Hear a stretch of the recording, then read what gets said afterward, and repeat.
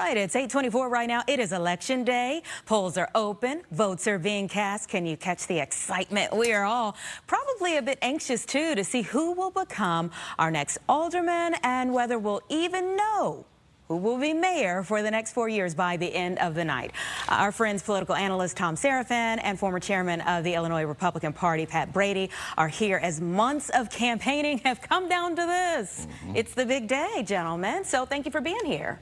Thanks for having us. All right, so let's start with this. So we're going to take a look at the latest poll for the mayoral race obtained by our political editor, Mike Flannery, from 1983 Consultants. Now, in this, Paul Vallas was leading the way at 24%, followed by Mayor Lightfoot at 18%, Congressman Garcia at 16%, and Brandon Johnson at about 14.5%. It's a statistical tie for second place. Your thoughts on what we'll see tonight?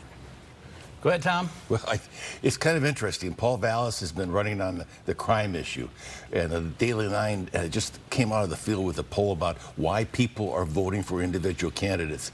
99% of the people that are concerned about public safety voting for Paul Vallas. 62% of the people that are concerned about public safety are voting for Brandon Johnson.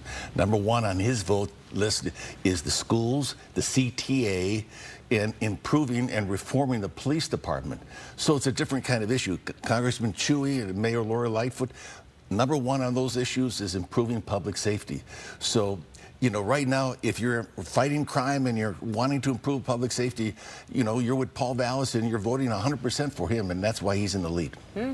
Yeah, I think virtual certainty it's Paul Vallas gets into the runoff. But on the flip side of that, kind of with Brandon Johnson, he's got to rely on young voters, energized voters. And if you look at the early vote totals, huge numbers in precincts or wards favorable to Paul Vallas, 19 and 41. But you look at who's voting, young people are not voting at all. 3,000 or 4,000, you know, 25 and below. The numbers are anemic for young people. So I think that's a bad sign for Brandon Johnson. And the other tea leaves you've been reading, I think, are really good for Paul Vallas. But you mentioned, we're not going to know, I don't think, tonight. Because if you're within 5 percentage points in that second place race, you can file a petition for a recount.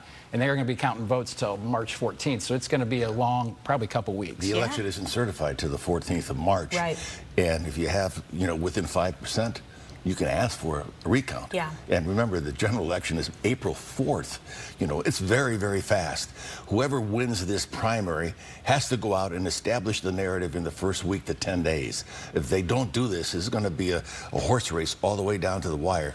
I expect Paul Vallas' campaign, if they do win, to throw everything in the kitchen sink at this race in the first 2 weeks. Yeah, what do you think have been the highlights or maybe the concerning places for some of these campaigns? I think the highlight for me has been that Paul Vallas has been so message disciplined and had great commercials and has really stayed on the issues that Tom talked about people care about. It's been all about public safety, and he's just stayed on it all the way through.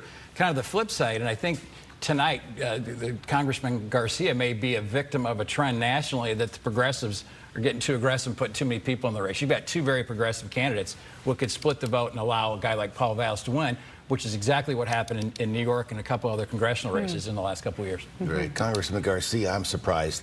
His best numbers were the day he announced, and he's just fallen from 27 down to the mid-teens. I think he just got a real late start, and the campaign just hasn't gotten the momentum. In the last 7 days, he's done a pretty good job of trying to catch up, but Brandon's got all the trending numbers in his direction. Mayor Lori Lightfoot, tough to be an incumbent. She's really found her legs in the last week and a half. She's starting to smile more. She's nicer on the campaign trail. And don't underestimate her. I mean, everybody suggests that maybe she's not going to be in the runoff.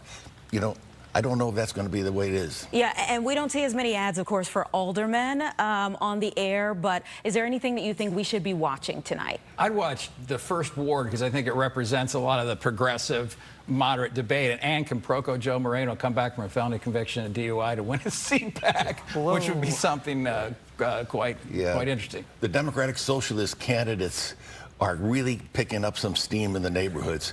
And if 2 or 3 of them get elected that I'm looking at right now, you could have a voting bloc of significance in the city council of Democratic Socialists, not the Democratic Party.